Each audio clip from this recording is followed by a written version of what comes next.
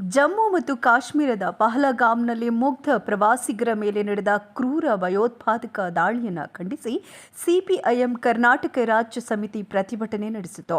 ಅಮಾಯಕರ ಹತ್ಯೆಯನ್ನು ಖಂಡಿಸುತ್ತೇವೆ. ಕಾಶ್ಮೀರದಲ್ಲಿ ನಡೆದಿರುವ ಅಮಾಯಕರ ಹತ್ಯೆಯನ್ನು ಖಂಡಿಸುತ್ತೇವೆ. ಸಿಪಿಐಎಂ ಜಿಂದಾಬಾದ್, ಸಿಪಿಐಎಂ ಜಿಂದಾಬಾದ್.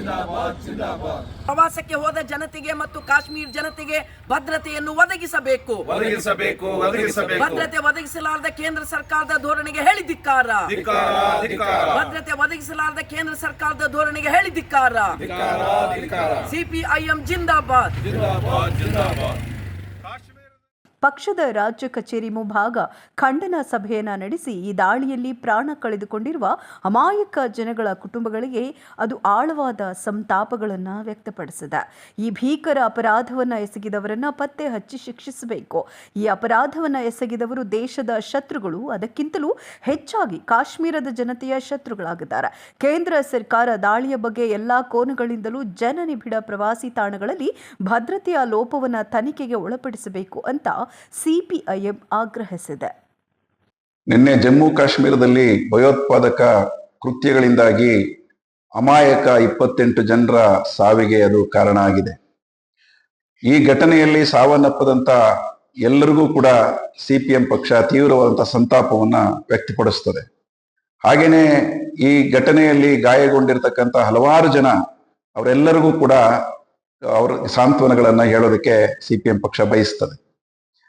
ಭಾರತದ ಒಳಗಡೆಯಲ್ಲಿ ಭಯೋತ್ಪಾದಕ ಕೃತ್ಯಗಳನ್ನು ಮಾಡೋದ್ರ ಮುಖಾಂತರವಾಗಿ ಭಾರತದ ಜನರ ನಡುವೆ ಐಕ್ಯತೆಯನ್ನ ಮುರಿಲಿಕ್ಕೆ, ಭಾರತದ ಸಮಗ್ರತೆಯನ್ನ ದುರ್ಬಲಗೊಳಿಸಲಿಕ್ಕೆ ಪ್ರಯತ್ನ ಮಾಡತಕ್ಕಂಥ ಎಲ್ಲ ಶಕ್ತಿಗಳಿಗೂ ಕೂಡ ಭಾರತದ ಜನತೆ ಇಂಥ ಒಂದು ಅವಕಾಶವನ್ನು ಕೊಡೋದಿಲ್ಲ ಅನ್ನುವಂಥ ದೃಢವಾದ ಸಂದೇಶವನ್ನ ಕೊಡೋದಕ್ಕೆ ಸಿಪಿಎಂ ಪಕ್ಷ ಬಯಸ್ತದೆ. ಜಮ್ಮು ಕಾಶ್ಮೀರದಲ್ಲಿ ನಿನ್ನೆ ನಡೆದಿರತಕ್ಕಂಥ ಘಟನೆ ಅಲ್ಲಿ ಪೊಲೀಸ್ ವ್ಯವಸ್ಥೆ ಆಗ್ಲಿ, ರಕ್ಷಣಾ ವ್ಯವಸ್ಥೆ ಆಗ್ಲಿ ಪೂರ್ತಿಯಾಗಿ ಕೇಂದ್ರ ಸರ್ಕಾರದ ಅಧೀನದಲ್ಲಿರೋದ್ರಿಂದಾಗಿ ಕೇಂದ್ರ ಸರ್ಕಾರ ಈ ಘಟನೆಗೆ ಕಾರಣ ಆಗಿರ್ತಕ್ಕಂಥ ಯಾರೇ ಆಗಿರಲಿ ಅವರ ಬಗ್ಗೆ ಸರಿಯಾದ ರೀತಿಯಲ್ಲಿ ಕ್ರಮ ಕೈಗೊಳ್ಳಬೇಕು. ಸಮಗ್ರವಾದಂತಹ ತನಿಖೆಗಳನ್ನು ನಡೆಸೋದ್ರ ಮುಖಾಂತರವಾಗಿ ಯಾರೇ ತಪ್ಪು ಮಾಡಿದ್ದಾರೆ ಅವರನ್ನ ತೀವ್ರವಾಗಿ ಶಿಕ್ಷಿಸಲಿಕ್ಕೆ ಸಾಧ್ಯ ಆಗುವಂತ ರೀತಿಯಲ್ಲಿ ಕ್ರಮಗಳನ್ನ ಕೇಂದ್ರ ಸರ್ಕಾರ ತಗೋಬೇಕು ಅಂತೇಳಿ ಸಿಪಿಎಂ ಪಕ್ಷ ಬಯಸ್ತದೆ. ಮತ್ತೊಮ್ಮೆ ಸಿಪಿಎಂ ಹೇಳೋದಕ್ಕೆ ಬಯಸುವಂಥದ್ದು, ಯಾರೇ ಭಯೋತ್ಪಾದಕರು ಧರ್ಮದ ಹೆಸರಲ್ಲೋ, ಜಾತಿ ಹೆಸರಲ್ಲೋ ಅಥವಾ ಮತ್ತೊಂದು ಹೆಸರಲ್ಲೋ ಭಾರತದ ಅಮಾಯಕ ಜನರ ಮೇಲೆ ದಾಳಿಗಳು ಮಾಡುವಂಥದ್ದನ್ನ ನಾವು ಸಹಿಸೋದಿಲ್ಲ. ಭಾರತದ ಜನ ಇದನ್ನ ಒಪ್ಪೋದಿಲ್ಲ. ಇದನ್ನ ನಾವು ತೀವ್ರವಾಗಿ ಖಂಡಿಸ್ತೇವೆ ಮತ್ತು ಅಂತ ಶಕ್ತಿಗಳಿಗೆ ಎಚ್ಚರಿಕೆಯನ್ನು ಕೊಡೋದಕ್ಕೆ ಬಯಸ್ತೇವೆ. ಭಾರತ ಯಾವತ್ತೂ ಕೂಡ ಐಕ್ಯತೆಯಿಂದ ಇರುತ್ತೆ, ಭಾರತದ ಸಮಗ್ರತೆಯನ್ನು ಕಾಪಾಡಿಕೊಳ್ತದೆ ಮತ್ತು ಜನರ ಶಾಂತಿ ನೆಮ್ಮದಿ ಬದುಕಿಗಾಗಿ ಅದು ಇರುತ್ತೆ ಅನ್ನುವಂಥದ್ದನ್ನ ಸಿಪಿಎಂ ಪಕ್ಷ ಹೇಳಲಿಕ್ಕೆ ಬಯಸ್ತದೆ. ಈ ಹಿನ್ನೆಲೆ ಒಳಗಡೆಯಲ್ಲಿ ಭಾರತದ ಜನರಲ್ಲಿ ಸಿಪಿಎಂ ವಿನಂತಿ ಮಾಡ್ಕೊಳ್ಳುವಂಥದ್ದು, ಈ ಭಯೋತ್ಪಾದಕರು ಯಾರಿದ್ದಾರೆ ಅವರು ದೇಶದ್ರೋಹಿಗಳಿದ್ದಾರೆ, ದೇಶಕ್ಕೆ ವಿರೋಧಿಗಳಿದ್ದಾರೆ, ಭಾರತದ ಜನತೆಯ ಶತ್ರುಗಳಿದ್ದಾರೆ. ಈ ಭಯೋತ್ಪಾದಕ ಕೃತ್ಯದ ಮುಖಾಂತರ ಭಾರತದ ಜನರಲ್ಲಿ ಅನೈಕ್ಯತೆಯನ್ನು ಮೂಡಿಸಲಿಕ್ಕೆ, ಭಾರತವನ್ನು ದುರ್ಬಲಗೊಳಿಸಲಿಕ್ಕೆ, ಮತೀಯ ವಿಭಜನೆಗಳನ್ನು ತರಲಿಕ್ಕೆ ಪ್ರಯತ್ನ ಮಾಡುವಂತ ಯಾವುದೇ ಶಕ್ತಿ ಆದರೂ ಕೂಡ ಅಂತ ಎಲ್ಲ ಶಕ್ತಿಗಳಿಗೆ ಭಾರತದ ಜನತೆ ಬೊಗ್ಗೋದಿಲ್ಲ ಅನ್ನುವಂಥ ಸಂದೇಶವನ್ನು ಕೊಡ್ಲಿಕ್ಕೆ ನಾವು ಬಯಸ್ತೇವೆ. ಸಿಪಿಎಂ ಪಕ್ಷ ಭಾರತದ ಜನರ ಐಕ್ಯತೆಗಾಗಿ, ಸಮಗ್ರತೆಗಾಗಿ, ಶಾಂತಿ ನೆಮ್ಮದಿಯನ್ನ ಕಾಪಾಡಲಿಕ್ಕಾಗಿ ಜನತೆಯ ಜೊತೆಯಲ್ಲಿ ದೃಢವಾಗಿ ನಿಲ್ಲುತ್ತೆ ಅನ್ನುವಂಥ ಮಾತನ್ನ ಸಿಪಿಎಂ ಪಕ್ಷ ಹೇಳಲಿಕ್ಕೆ ಬಯಸ್ತದೆ. ಉಗ್ರವಾದ ಮತ್ತು ಭಯೋತ್ಪಾದನೆಯ ವಿರುದ್ಧ ಸಿಪಿಐಎಂ ಪಕ್ಷ ನಿರಂತರವಾಗಿ ಹೋರಾಟ ಮಾಡ್ತಾ ಬಂದಿದ್ದೀವಿ. ಕಾಶ್ಮೀರ ನೆಲದಲ್ಲಿ ಸಿಪಿಐಎಂ ಪಕ್ಷದ ಅನೇಕ ಜನ ಸದಸ್ಯರು ಈ ಉಗ್ರವಾದಕ್ಕೆ, ಭಯೋತ್ಪಾದನೆಗೆ ಬಲಿಯಾಗಿದ್ದಾರೆ. ನಮ್ಮದೇ ಪಕ್ಷದ MLA ಅಲ್ಲಿದ್ದಾರೆ, ಯೂಸುಫ್ ತಾರಿಗಾಮಿ ಸಂಗಾತಿ. ಅವರು ಇದನ್ನ ತೀವ್ರವಾಗಿ ಖಂಡಿಸಿದಾರ. ಮಾತ್ರ ಅಲ್ಲ, ಈ ರೀತಿ ಅನೇಕ ಜನ ನಮ್ಮ ಸಂಗಾತಿಗಳು ಬಲಿಯಾಗಿರುವ ಚರಿತ್ರೆ ನಮ್ಮ ಮುಂದೆ ಇದ್ದಿದ್ದನ್ನ ನಾವು ನೋಡ್ತೀವಿ. ಈ ಉಗ್ರವಾದ ಭಯೋತ್ಪಾದನೆ ಈ ನೆಲದಿಂದಲೇ ನಾಶ ಆಗ್ಬೇಕು ಅಂತನ್ನೋದನ್ನ ನಾವು ಯಾವತ್ತೂ ಬಯಸ್ತೀವಿ. ಭಾರತದಲ್ಲಿ ಸೌಹಾರ್ದತೆ, ಶಾಂತಿ, ಭ್ರಾತೃತ್ವ ಇದೆಲ್ಲವೂ ಕಾಪಾಡಬೇಕಾಗಿದ್ದು ಸರ್ಕಾರಗಳ ಕರ್ತವ್ಯ. ಆದ್ರ ಈ ಸಂದರ್ಭದಲ್ಲಿ ಉಗ್ರವಾದ ಅಂತನ್ನೋದು ಎಷ್ಟು ಮುನ್ನೆಲೆಗೆ ಬಂದದ ಅಂತ ಕೇಳಿದ್ರ, ಮೊನ್ನೆ ದಿನ ಪ್ರವಾಸಕ್ಕಾಗಿ ನೆಲದ ಮೇಲಿನ ಸ್ವರ್ಗ ಅಂತ ಬಣ್ಣಿಸ್ತಾರೆ ಬಹಳ ಜನ. ಪ್ರವಾಸಕ್ಕಾಗಿ ಕಾಶ್ಮೀರಿಗೆ ಹೋದಂತ ಅಮಾಯಕ ಜನ 30 ಜನ ಉಗ್ರವಾದದ ಒಂದು ದುಷ್ಕೃತ್ಯಕ್ಕೆ ಬಲಿಯಾದರು. ಇದನ್ನ ಅತ್ಯಂತ ದುಃಖದಾಯಕವಾದಂತ ಸಂಗತಿ. ಉಗ್ರವಾದಿಗಳ ಈ ಕ್ರೌರ್ಯ ಭಯೋತ್ಪಾದಕರ ಈ ಅಮಾನವೀಯತೆ ಜಗತ್ತು, ಭಾರತ, ಸರ್ವ ಮಾನವೀಯ ಮನಸ್ಸುಳ್ಳವರು ಎಲ್ಲರೂ ತೀವ್ರವಾಗಿ ಖಂಡಿಸಬೇಕಾದಂತ ಸಂಗತಿ. ಸಿಪಿಐಎಂ ಪಕ್ಷ ಕಳ್ಕೊಂಡಂಥವರ ಸಾವಿಗೆ ಬಲಿಯಾದಂತಹ ಆ ಕುಟುಂಬದ ಸಂಕಷ್ಟದ ಜೊತೆಗೆ ನಾವಿದ್ದೀವಿ, ಅವರ ನೋವಿನ ಜೊತೆಗೆ ನಾವಿದ್ದೀವಿ. ಯಾವುದೇ ಪರಿಹಾರ ಕೊಟ್ಟರು ಸಹ ಅದು ಕಳ್ಕೊಂಡಂತ ವ್ಯಕ್ತಿಗಳನ್ನ ಮರಳಿ ಬರಲಿಕ್ಕೆ ಸಾಧ್ಯ ಇಲ್ಲ. ಅದು ಮುಗಿಯಲಾರದ ದುಃಖ. ಇಂಥ ದುಃಖ ಮತ್ತೆಂದು ಭಾರತದ ನೆಲದಲ್ಲಿ ಮಾತ್ರ ಅಲ್ಲ, ಭೂಮಿಯ ಮೇಲೆ ಆಗಬಾರ್ದು. ಈ ಉಗ್ರವಾದ ಭಯೋತ್ಪಾದವನ್ನ ತಡೆಗಟ್ಟಬೇಕಾದಂತ ಒಂದು ಕರ್ತವ್ಯ ಪ್ರಭುತ್ವದ್ದು ಹೌದು, ಜನತೆಯದ್ದು ಹೌದು. ಇಂತಹ ಸಂದರ್ಭದಲ್ಲಿ ಸಿಪಿಐಎಂ ಪಕ್ಷ ನಾವು ಆಗ್ರಹ ಮಾಡ್ತೀವಿ. ಕಾಶ್ಮೀರಲ್ಲಿ 370 ತೆಗೆದ ಕೂಡಲೇ ಇಡೀ ಕಾಶ್ಮೀರ ಜನತೆಗೆ ಬಹುದೊಡ್ಡ ಉದ್ಯೋಗ ಸಿಕ್ಬಿಡ್ತು ಮತ್ತು ಕಾಶ್ಮೀರದಲ್ಲಿ ಪ್ರವಾಸಕ್ಕೆ ಜನ ದೊಡ್ಡ ಸಂಖ್ಯೆಯಲ್ಲಿ ಬರ್ತಾ ಇದ್ದಾರ, ಆರ್ಥಿಕವಾಗಿಯೂ ಬಲಿಷ್ಠ ಮಾಡ್ತಾ ಇದ್ದೀವಿ ಅಂತ ಏನು ಕೇಂದ್ರ ಸರ್ಕಾರ ಹೇಳ್ಕೊಂಡು ಬಂತು. ನಿನ್ನೆ ದಿನ ಅದರ ಉತ್ತರವನ್ನ ನಾವಿಲ್ಲಿ ನೋಡಿದೀವಿ.